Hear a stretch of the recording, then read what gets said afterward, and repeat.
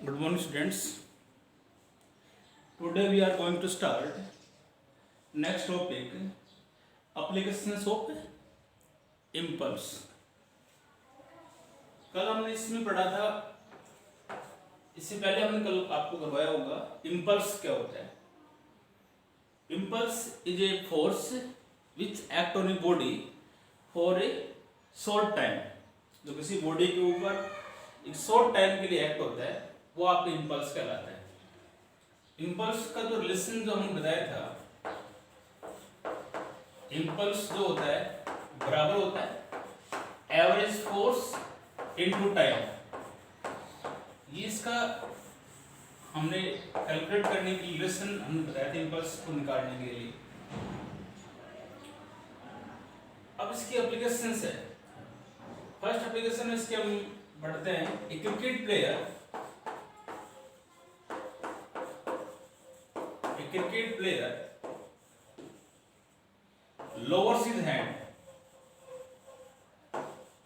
lowers his hand while catching a cricket ball.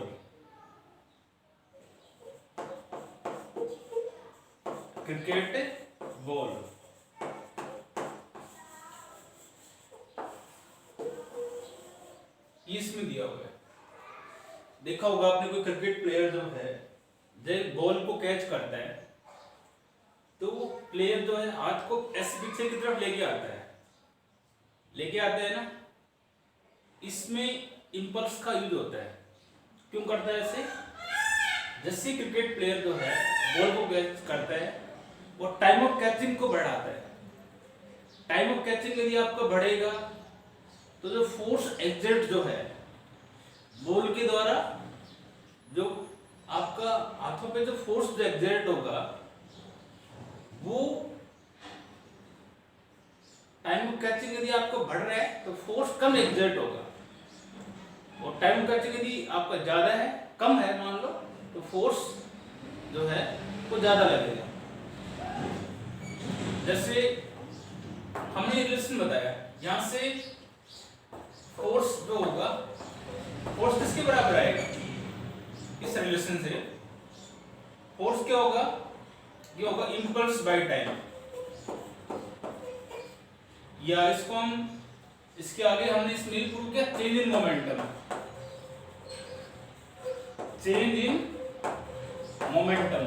इसके अंदर ये भी हमने बताया था, इसके आधार ये भी हमने प्रूव किया था. फोर्स जो होगा आपका इसके अंदर, ये फोर्स जो होगा किसके बराबर आएगा? Change in momentum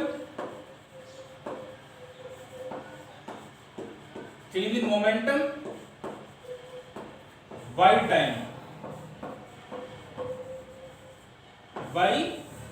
time.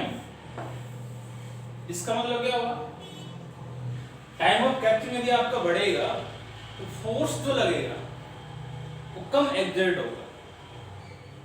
ठीक है, कम लगेगा. जितना फोर्स, तो जैसे बॉल आपके हाथों पे लगेगी टाइम ऑफ कैचिंग उसका बढ़ेगा तो फोर्स ज्यादा लगेगा. और टाइम ऑफ कैचिंग यदि आपका कम है फोर्स ज्यादा लगेगा. इसीलिए क्रिकेट प्लेयर जो है बॉल को कैच करता है, हाथों को पीछे की तरफ लेके आता है. दूसरा इसके अंदर हम इसमें ये पढ़ सकते हैं कि जब एक पर्सन जो है, एक फॉल करता है कुछ हाइट से फर्श के ऊपर, सीमेंटेड फ्लोर जो है उस पर जंप करता है, तो उस केस में वो इंजर्ड हो जाता है ना. और दूसरे केस के अंदर यदि वो सेम पर्सन जो है सेम हाइट से एक हीप ऑफ सैंड, एक मिट्टी के ढेर पे जब जंप करता है तो उस केस में उस पर कोई इफेक्ट नहीं होता. उस केस के अंदर भी बात वही है. जैसे ही वो पर्सन सीमेंटेड फ्लोर के ऊपर आपका जंप करता है तो मोमेंटम जो उसका चेंज जो हो रहा है उसमें टाइम जो है वो बहुत ही कम लग रहा है. टाइम जो है मोमेंटम को चेंज होने में टाइम क्या हो रहा है, कम लग रहा है, तो फोर्स ज्यादा लगता है, इसलिए वो इंजर्ड होता है।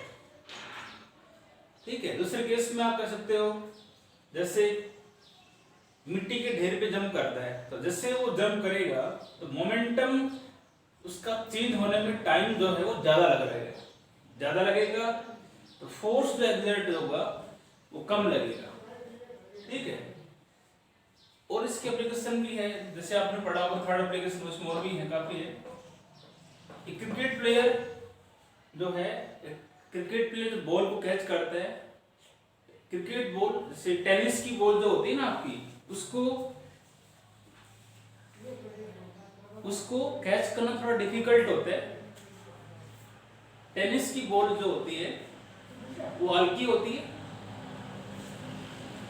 It is difficult to catch it, मैं लिख देता हूँ इस पे, उठ जाता है, it is difficult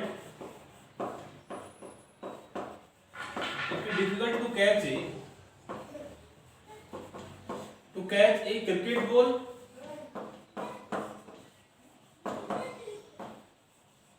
then a tennis ball.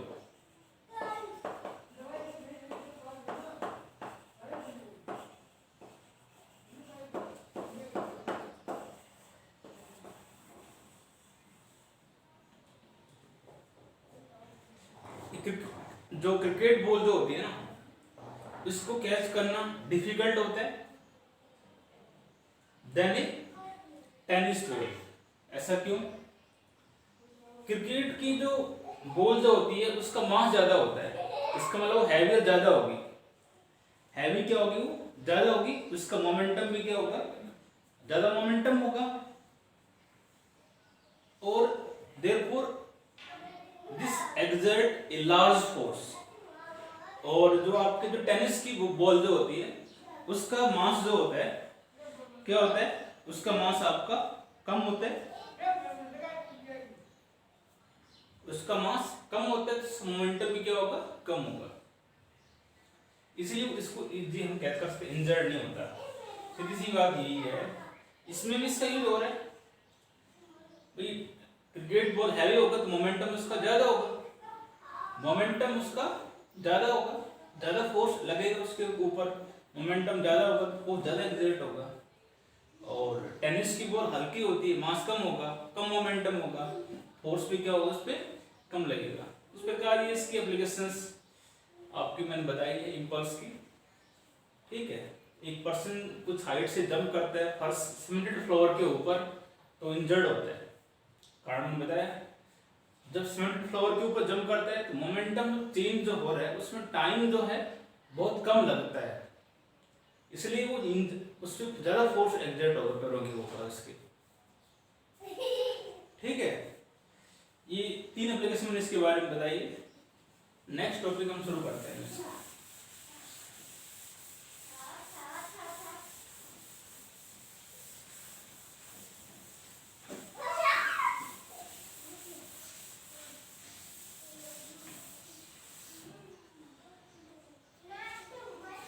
Next है Newton's third law of motion.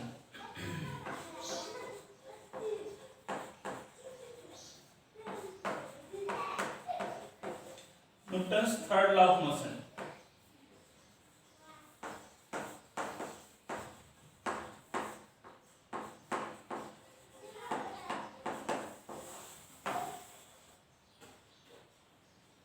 Newton's third law of motion is according, we can say that to every action there is always equal and opposite reaction।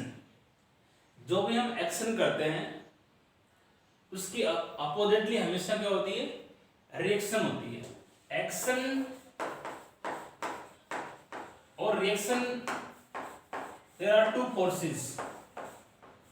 Action और reaction जो है ना, दो forces होती है और दोनों की डायरेक्शन कैसी होती है, अपोजिट होती है, इसलिए साइन यहां पे किसका आएगा, नेगेटिव का आएगा। Action and reaction are two forces, these are two forces. ये दो आपकी फोर्सेस है जो हमेशा डिफरेंट बॉडीज के ऊपर एक्ट होती यदि हम ये कह रहे हैं suppose if F A B is a force exerted on the body A due to B and FBA is a force exerted on the body B due to A. इसका FAB आपका action होगा और FBA क्या हो जाएगा आपका reaction होगा. Newton's third law के according we can say that we can write as FAB बराबर होगा माइनस ऑफ FBA के बराबर होगा. मैंने कहा था एक्शन और रिएक्शन. FAB जो है एक रिएक्शन है और FBA क्या होगा आपका रिएक्शन. दोनों फोर्सेस जो है हमेशा उनका मैग्नीट्यूड सेम होगा. जितना एक बॉडी फोर्स लग रही है B के कारण उतना ही फोर्स B बॉडी पे लगेगा A के कारण. सेम फोर्स एक्सर्ट होता है पर डायरेक्शन अपोजिट होती है, डिफरेंट बॉडीज के ऊपर लगता है. ये आपका है Newton's third law of motion. अब इसको हम प्रूव भी कर सकते हैं. Newton's third law of motion यही है, to every action there is always equal and opposite reaction. जो भी हम एक्शन करेंगे उसकी अपोजिटली हमेशा क्या होगी रिएक्शन होगी. एक्शन और reaction always acting on the different bodies पे लगता है. हमने मान लिया suppose that there are two bodies FAB and FBA. There are two forces. FAB the force exerted on the body A due to B. Similarly, FBA the force exerted on the body B due to A. ठीक है. तो direction opposite होती है इसलिए आपका negative का sign आएगा. इसको हम प्रूव करेंगे. अब प्रूव करने के लिए हमने मान लिया आइसोलेट सिस्टम के अंदर there are two bodies. Isolate system के अंदर there are two bodies A and B moving along a straight line. जो लाइन बोल रहा हूं एग्जैक्टली लिखोगे आप. ठीक है. Consider two bodies A and B move along straight line.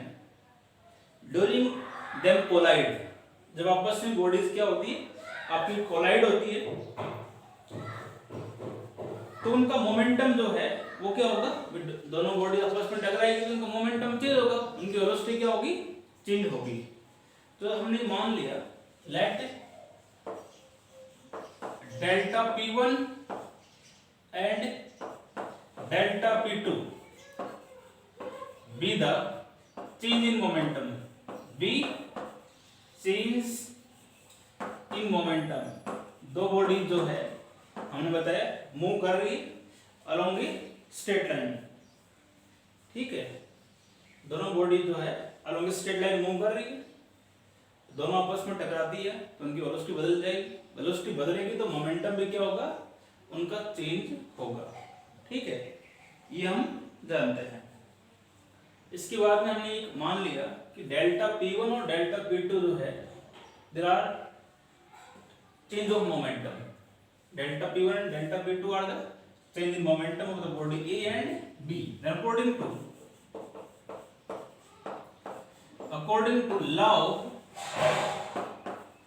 laws of conservation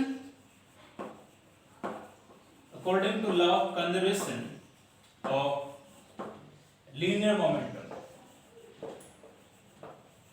Law of conservation of linear momentum. ये क्या होता है टोटल मोमेंटम जो भी आपका होगा वो हमेशा क्या होगा कंजर्व रहेगा. टोटल मोमेंटम हमेशा क्या रहेगा आपका कंजर्व रहेगा. जैसे डेल्टा P1 एक मोमेंटम, दूसरा delta P2 plus delta P2 is conserve 0 आ जाएगा. इसको इधर ले आओ, ऊपर कर रहा हूं इधर. तो ये आपका आएगा इस केस में delta P1 plus delta P2 delta P1 is equal to क्या हो जाएगा माइनस डेल्टा P2. भाई इसको इधर ले आया. ठीक है. और इसको आप दोनों साइड डेल्टा टी से डिवाइड कर दो और लिमिट ले लो। Dividing both sides by delta T and taking the limit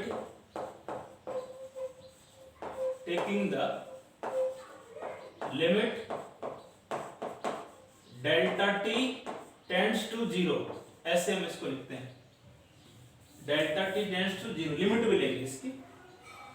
तो ये क्या ऐसे लिखोगे इसको, डेल्टा पी वन डिवाइड किससे करना है, डेल्टा टी से, और लिमिट भी लगानी है, वैसे लिखो इसको, limit delta T tends to zero, ऐसे इसको आप लिखोगे। ठीक है, ये तो आएगा, ऐसे ब्रैकेट लगा दो इसको, दिलाना चाहते हो तो बराबर है minus limit delta T tends to zero delta P two by delta T. ठीक है, आप क्या करोगे, दोनों साइड डेल्टा टी से डिवाइड करना है और लिमिट लेनी है आपको। पीछे बताया होगा, मैथमेटिक्स में पढ़ा होगा, लिमिट इसके लगा रखी है, डेल्टा पी वन आपका डी में बदल जाएगा, तो ये आपका ये हो जाएगा D P one by D T. Delta की जगह टी, डेल्टा की जगह डी आ जाएगा। ठीक है, बस ये डिफरेंस है, और लिमिट हट जाएगी, ध्यान रखोगे, minus delta P two by delta T. ठीक है, और D P one by D T क्या है आपका, इसका मतलब क्या है, rate of change of momentum है ई बॉडी का, कह सकते हो rate of change of momentum of a body बराबर है माइनस dp2 बाई dt का मतलब क्या होगा, rate of change of momentum of body b, कह सकते हो आप इसको, rate of change of momentum of body b। और हम जानते हैं न्यूटन्स के सेकंड लॉ से rate of change of momentum किसकी पर होता है, एक्सटर्नल फोर्स की।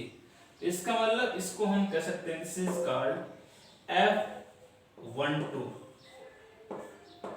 ये FAB इसको हम कह सकते हैं, वन ले सकते थे आप, मैं इसको FAB ले रहा हूं, ऐसे ही इधर क्या आएगा माइनस FBE, ये तो प्रूफ है इसका, हैंस प्रूफ।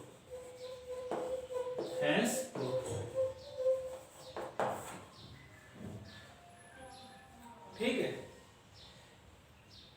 प्रूव करने के लिए there are two bodies, suppose A and B move along a straight line, during them collide, so their momentum changes, velocity change होगी तो मोमेंटम उसका चेंज होगा। Let delta P1 and delta P2 be the change in momentum, then according to law of conservation of momentum से total momentum हमेशा आपका conserve होता है, total momentum ये निकाल लिया, इसको इधर ले आए, माइनस में आ जाएगा, इसको डिवाइड कर दो डेल्टा टी से, लिमिट लगा दो, ये आ जाएगा, और ये डेल्टा ये डी आ जाएगा। This rate of change of momentum of body A, और ये बी का होगा, और ये सेकंड लॉ से आपका आ जाएगा, which is the Newton's third law of motion. ठीक है, अब इसके आता है, इसके बाद में इलस्ट्रेशन ऑफ द, इलस्ट्रेशन वाला होता है कि कहाँ पे आपका ये यूज होता है। नेक्स्ट इसमें हम हेडिंग डालेंगे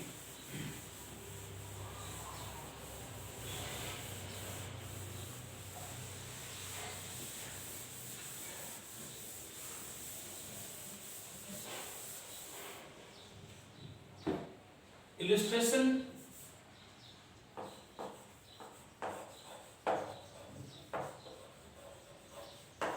illustration of Newton third law of motion. Newton's third law of motion.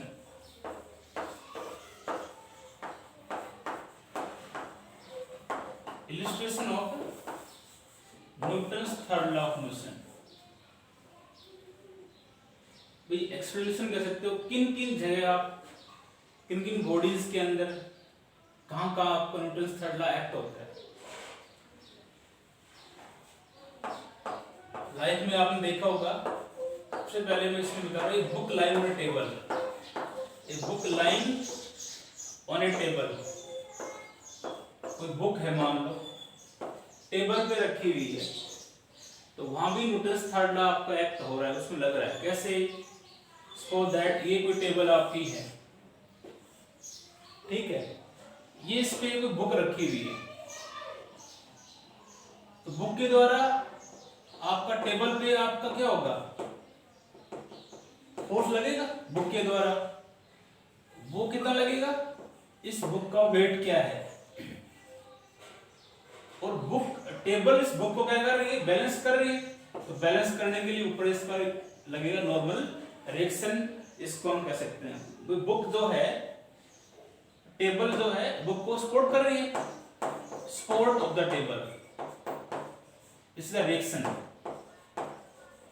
कर सकते हो आप। ये रिएक्शन होगा, ये आपका क्या हो गया? Action. Action and reaction are the, भाई एक्शन किसके द्वारा हो रहा है? एक्शन हो रहा है बुक का टेबल के ऊपर, और रिएक्शन कौन कर रहा है? टेबल बुक के ऊपर। द डायरेक्शन दोनों अपोजिट हो गई। इसी प्रकार आपने देखा होगा स्विमिंग के अंदर, स्विमिंग करते हैं ना हम, जैसे कोई पर्सन आपका स्विम करता है वाटर के अंदर, तो वो हाथों से पानी को ऐसे पीछे की तरफ धकेलता है, इसका मतलब क्या हुआ? पीछे की तरफ ऐसे धकेल रहा है, वो तो एक्शन हुआ। पर्सन जो है अपने हाथों से उस पानी को, वाटर को पीछे की तरफ क्या करता है? पुश करता है, एक्शन। और वाटर उतने फोर्स के साथ में इसको क्या करेगा? आगे की तरफ उसको धकेलेगा। तो ये क्या हुआ? रिएक्शन। मींस डायरेक्शन दोनों की कैसे हो रही है? अपोजिट। ये होगा उसका रिएक्शन, ये क्या होगी? रिएक्शन। दोनों डिफरेंट बॉडीज पे एक्ट हो रही है। एक्शन जो है वो पर्सन कर रहा है वाटर के ऊपर, और रिएक्शन कौन होगा? वाटर करेगा उस पर्सन के ऊपर। जितना एक्शन होगा उतना ही उस पर रिएक्शन लगेगा। डिफरेंट बॉडीज पे एक्ट हो रहा है। थर्ड इसमें आता है वॉकिंग के अंदर भी होता है। इसमें होता है वॉकिंग के अंदर, जैसे कि पर्सन मान लो आपको चलता है, then he press the ground, ground को प्रेस करेगा, पीछे की तरफ प्रेस करता है ना, जैसे चलता है वो ऐसे प्रेस करेगा पीछे की तरफ जो है, ग्राउंड को पुश करेगा, तो एक्शन हुआ। और ग्राउंड जो है उस पर्सन को उतने फोर्स के साथ में आगे की तरफ धकेल देती है, तो वो भी आपके इसमें हो रहा है। इसी प्रकार जैसे आपने पढ़ा होगा, a bullet fired from a gun, a bullet fired from a gun, a bullet fired from a gun. जैसे हम गन से बुलेट फायर करते हैं, एक्शन हुआ। जैसे बुलेट को हम दबाते हैं, नहीं सॉरी, तो ट्रिगर को दबाएंगे तो गन आगे की तरफ जाएगी, एक्शन हो गया। उसी टाइम जो है बुलेट गन जो है पीछे की तरफ मूव करती है, गन रिकॉइल होती है, पीछे की तरफ मुड़ना ही रिकॉइल कहलाता है। जितना फोर्स आगे की तरफ लगेगा उतने फोर्स लगता है पीछे की तरफ। देखा हो जैसे ट्रिगर दबाता है, झटका सा लगता है। ये नहीं जितनी स्पीड से आपकी बुलेट मूव कर रही है उतनी स्पीड से गन मूव करेगी, क्योंकि बुलेट का मास कम होता है, इसलिए उसकी वेलोसिटी ज्यादा होगी, और गन का मास ज्यादा होता है। इसका मतलब उसका फोर्स उस पर कम लगेगा और हाथ में रहती है, इसलिए वो उसकी स्पीड कम होती है। ये थे इसके अलग अलग मैंने बताया जैसे Newton's third law of motion कहाँ का मेनली आपको यूज होता है।